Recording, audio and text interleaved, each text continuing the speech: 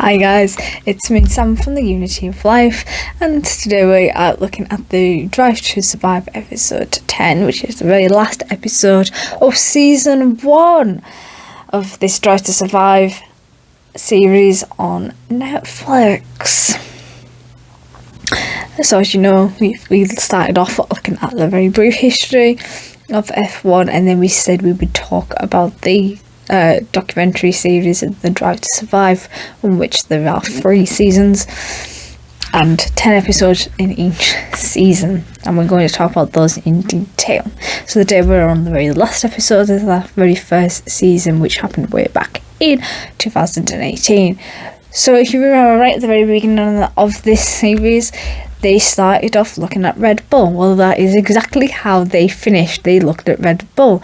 However, they weren't really that focused on Daniel as they were in the very first episode, more so on Max, who spat his dummy out quite a few times in this, which is absolutely unbelievable. But there you go, that's what I was getting at with testosterone-fueled young men.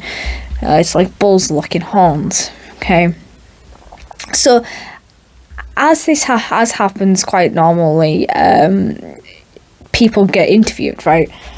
And especially if you're famous, you get interviewed quite a lot. And I suppose it's something that you get used to. You get used to talking to strangers. You get used to talking to a camera and nobody talking back to you. You get used to being asked questions and being put on the spot and ready to answer these questions. And I know sometimes it can get a bit frustrating because sometimes they'll ask a question that you don't want to answer, but there is no need to threaten to headbutt them.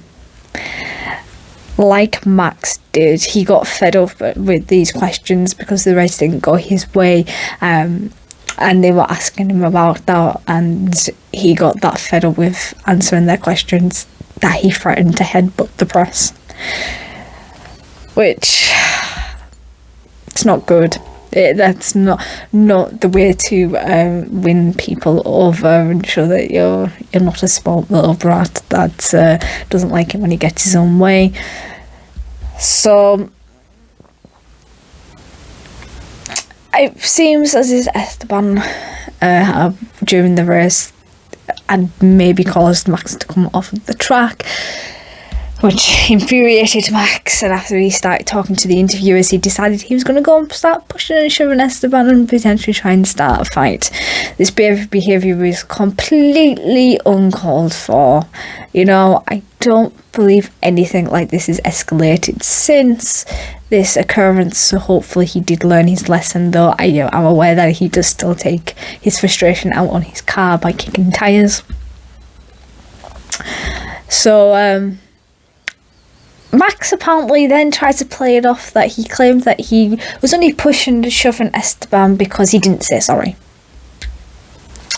You know, he was at fault. He made him go off the track. He made him lose the race, and he wouldn't say sorry because he didn't feel as if he needed to, and because he never said sorry, he went and pushed and shoved him to get him to say sorry, because yeah, that kind of behaviour is so gonna get people to say sorry.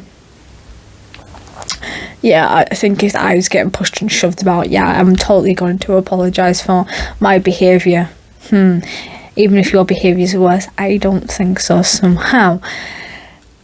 So it was focusing on the very last race of this season, and Red Bull didn't seem bothered that it was Daniel's last race with them. And I've seen other teams, they wish that other people good luck. There's a little bit of a celebratory thing because it's an end of an era when the driver is moving on to another team or is going into retirement. But there was nothing really like this with Red Bull for Daniel, even though he had been with them since he was 18. So we also then found out that Carlos, he moved to McLaren after Alonso retired. As we all know, he has made his debut comeback in this season, but at this point he had retired. And in the next series which was the racing season, which was going to be 2019, that saw quite a few rookies coming into the series. So season, so there was got to be a lot more fresh new blood and a lot of younger drivers. So apparently the Red Bull's manager, I think his name is Chris, I can't remember, but he doesn't come off as the nicest guy, to be fair.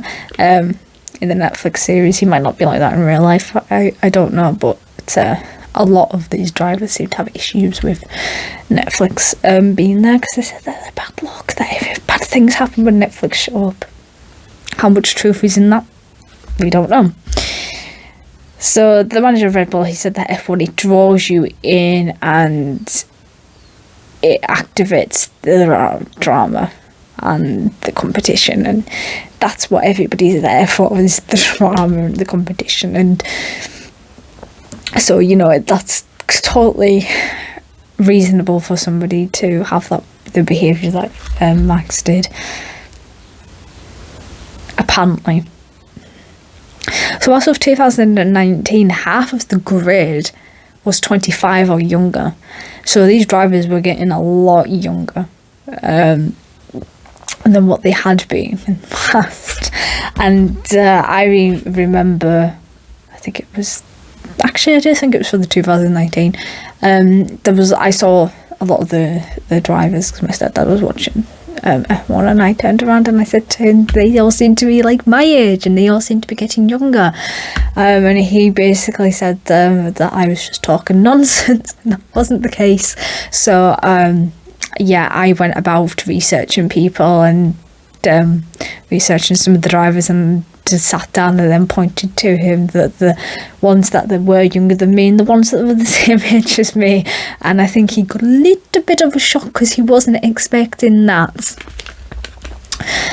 for me to have done something like that. But hey ho, I was just proving a point that I wasn't seeing things, and that the drivers do seem indeed to be getting a lot younger.